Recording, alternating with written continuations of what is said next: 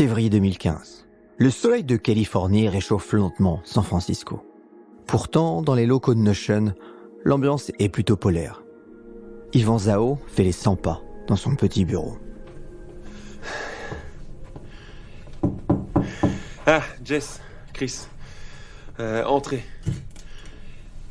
Bah dis donc, t'en fais une tête, Yvan. T'es sûr que ça va ? Ouais. En fait, non. Ça va pas du tout. Je vais aller droit au but. Il faut qu'on se sépare. Comment ça ? Attends, je te rappelle qu'on est aussi les cofondateurs avec Chris. On n'a plus d'argent, ça fait plus d'1 an qu'on patauge. Soit on va finir par mourir tous ensemble, soit on se sépare. C'est pas vraiment un choix en fait, c'est plutôt le seul viable. Et c'est quoi la suite ? Jess et moi on part, et toi et Simon vous continuez ? Ouais, c'est ça. En tant que CEO, Ivan Zhao vient de prendre la décision la plus difficile depuis la création de Notion en 2013, mais il préfère survivre que mourir. Aujourd'hui, je vous emmène sur les traces d'une entreprise et d'un fondateur devenu référence pour tous les start-upers du monde entier lorsqu'il s'agit notamment de collecter toutes les informations de l'entreprise, Notion et Ivan Zhao. Alors Notion, c'est un espace de travail qui permet de prendre des notes, de créer des bases de données, des calendriers, bref, c'est un outil qui remplace quasiment tous les autres. Et donc, tout commence au Canada en 2011. Bienvenue sur Il était une fois l'entrepreneur, le podcast où je vous raconte les histoires des entrepreneurs. Car oui, entreprendre est toute une histoire. Je m'appelle Laurent Brouin et ce podcast est produit par Inspire Média. Né en Chine en 1987, Ivan Zhao a immigré avec sa famille au Canada dans sa petite enfance. Dès son plus jeune âge, Ivan se révèle être un véritable geek. Ivan ! Pour l'amour du ciel, à table ! Ivan apprend à coder en passant des heures à essayer de modéliser des jeux vidéo. À l'école primaire, il choisit d'ailleurs l'option programmation. Mais Ivan Zhao n'est pas qu'un geek. Il possède une vraie âme d'artiste. À l'université de la Colombie-Britannique, au lieu de continuer dans la programmation, il se spécialise dans les sciences cognitives et opte pour une mineure en photographie et art visuel. Son appareil photo, un Contax T2, l'accompagne partout. Programmeur autodidacte, Ivan bosse en freelance pour ses amis pendant ses études. La plupart d'entre eux sont artistes et stylistes et ont besoin de créer leur site web pour se faire connaître. Mais ils ne savent pas coder et ne comprennent pas ce langage. C'est alors que le cerveau d'Ivan commence à mouliner. Comment peut-il aider ses amis et les non-programmeurs en général à être autonomes dans la création d'applications ? Diplômé en 2012, il rejoint la start-up d'édition numérique Inkling, spécialisée notamment dans le partage de documents. Il apprend à travailler en équipe et approfondit ses connaissances en histoire de l'informatique. Cette expérience le conforte dans la poursuite de son objectif, construire un outil de création d'applications sans code qui permettra à chacun de créer ses propres outils. C'est en 2013 qu'il fait la rencontre qui va lancer son projet. Hé, Toby, viens voir. Toby, allez, viens, je te présente Yvan. Yvan, voici Toby Shashman. Il vient de terminer sa thèse en programmation visuelle à l'Université de New York et je pense qu'il pourrait t'aider sur ton projet. Comment c'est déjà ton truc là ? Notation ? Notion. Enchanté, Toby. Très vite, Yvan et Toby s'associent. À deux, leur ambition monte d'un cran. Toby, je me disais, ce serait dommage que Notion ne soit qu'un outil de création de page web.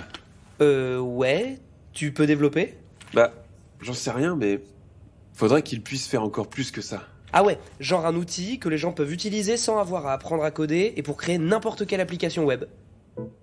Les idées fusent et dans la foulée, il lève 2 millions de dollars auprès de particuliers dont un homme d'affaires et philanthrope milliardaire indo-américain, Ram Shriram. Dans le même temps, un troisième acolyte, Simon Last, rejoint l'aventure.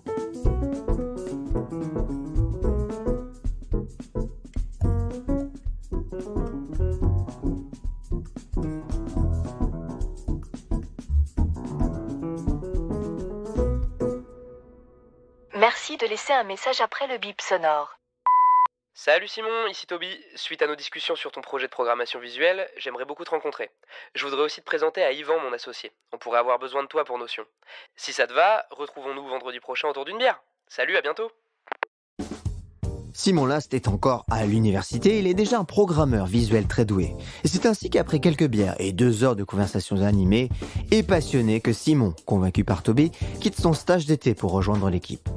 Le trio passe alors ses journées à fabriquer un outil plug and play pour créer des logiciels et réalise son premier prototype baptisé Concept. Cet outil permet de collaborer facilement et en direct à la création de pages web. Alors que le projet Notion commence à devenir réalité, Toby, intéressé par d'autres projets, décide de quitter l'aventure, fin 2013. Yvan, je me disais, j'ai bien étudié comment fonctionne Sugarbox et je me disais qu'on ferait une super équipe avec Jessica et Chris. On a le même objectif et la même conception de création d'outils. T'as pas tort. Avec ces deux-là, notre projet pourrait décoller, c'est sûr. Mets-toi en contact avec eux. Faire le premier pas, c'est pas trop mon truc, comme tu sais. Chris Proucha et Jessica Lam se sont rencontrés chez Apple et sont donc les créateurs de Sugarbox, un kit de développement logiciel très simple qui permet de transformer n'importe quel site web en site collaboratif avec une seule ligne de code. Comme l'outil Concept, Sugarbox veut démocratiser la programmation. Mais le problème, c'est que ces 2 outils ne répondent pas suffisamment aux problèmes quotidiens des non-programmeurs. Chris, Jessica, Yvan et Simon font alors équipe et fusionnent leurs outils. Fin 2013, Notion est donc lancé.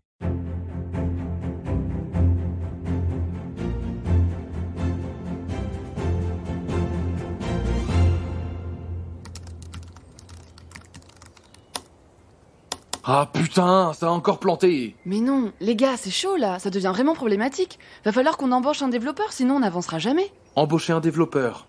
Oui, très bien. Et avec quel argent ? On n'a plus les fonds, c'est impossible de recruter. Malgré beaucoup de travail et d'acharnement, début 2015, le projet Notion est toujours au point mort.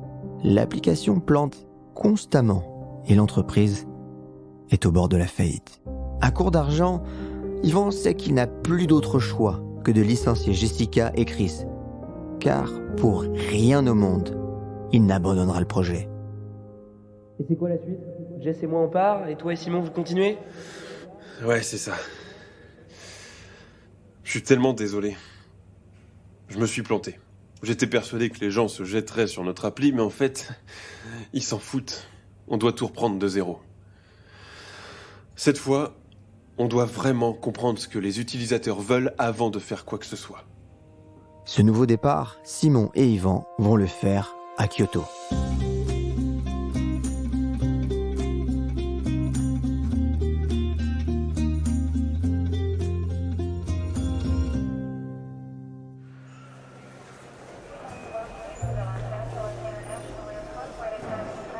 Aéroport de San Francisco, avril 2015. Mesdames et messieurs, le départ du vol SF 1564 pour Kyoto est retardé d'environ 1h30. Oh fuck, c'est notre avion.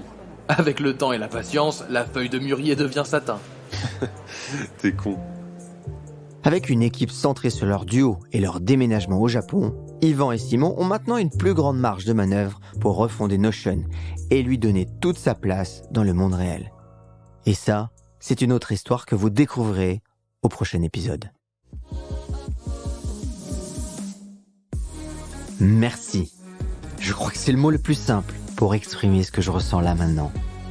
Merci d'avoir pris le temps d'écouter car ce podcast représente beaucoup de travail.